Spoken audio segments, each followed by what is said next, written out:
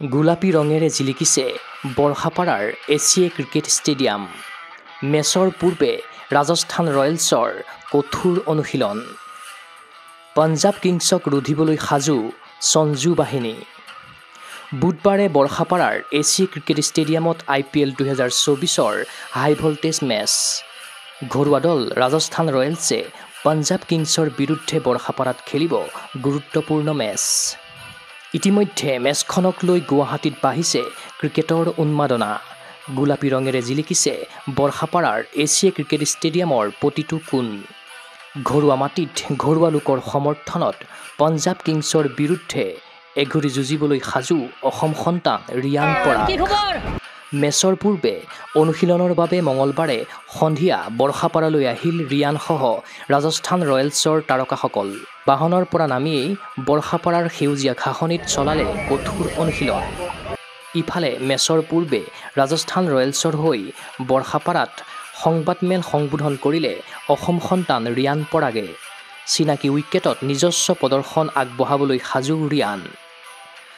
আনহাতে মেচৰ পূৰ্বে বৰ্ষাপাৰাৰ 91 ইয়াৰ্ডছ ক্লাবত অসম ক্ৰিকেট সন্থা আৰু যান-বাহন আৰক্ষীয়ে সম্বোধন কৰিলে যুটীয়া সংবাদমেল। সংবাদমেলত উপস্থিত থাকিল যান-বাহন আৰক্ষী শাখাৰ DCP জয়ন্ত সাৰথী বৰা, অসম ক্ৰিকেট সন্থাৰ সম্পাদক ত্ৰিদীপ কোঁৱৰ আৰু প্ৰাক্তন উপসভাপতি পৰীক্ষিত দত্ত। যান-বাহন আৰক্ষী শাখাৰ DCP জয়ন্ত সাৰথী বৰাই দৰ্শকৰ সুবিধাৰ্থে জনালে IPL মেচৰ বাবে গুৱাহাটীত জাৰি কৰা পথ নিৰ্দেশনাৰ কথা।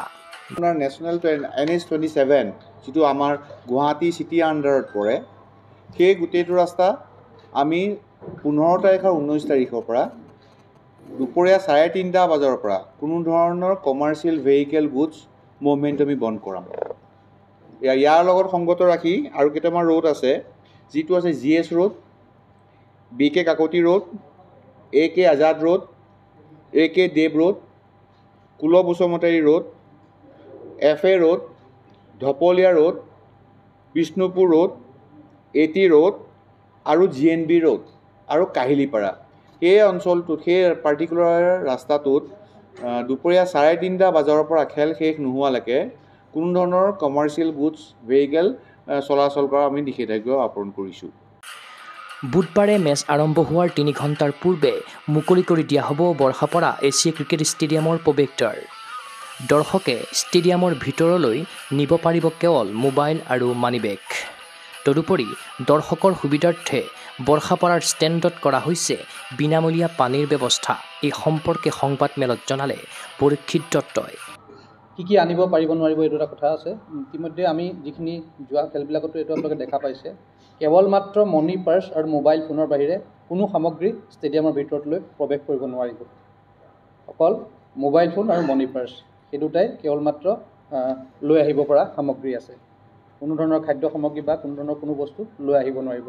গতিকে যিহেতু পিছত এইটো অসুবিধাৰ সন্মুখীন হয় দৰ্শকসকলে, সেইকাৰণে আমি আগতীয়াকৈ স্পষ্টকৈ জনাই দিয়া হৈছে।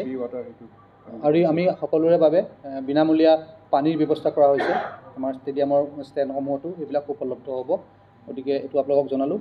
দ্বিতীয় কথাটো হ'ল আমাৰ গেটসমূহ, যি আমাৰ 7খন আউটাৰ গেট আছে, গেটসমূহ D-3 খেল আৰম্ভ হোৱা 3 ঘণ্টাৰ আগতে এই গেটসমূহ খোলা যাব। মাজত মাথোন কেইটামান ক্ষণ। বুধবাৰে সন্ধিয়া ঠিক 7:30 বজাৰ লগে লগে আৰম্ভ হ'ব RR বনাম পঞ্জাৱ কিংছৰ মহাৰণ। ৰিয়ানসহ ৰাজস্থান ৰয়েলছৰ খেলুৱৈৰ প্ৰদৰ্শন প্ৰত্যক্ষ কৰিবলৈ অধীৰ আগ্ৰহেৰে ৰৈ আছে অসম তথা উত্তৰ পূৰ্বাঞ্চলৰ হাজাৰ হাজাৰ অনুৰাগী। চিন্ময় বৰাৰ প্ৰতিবেদন, গোগো স্পৰ্টছ NA।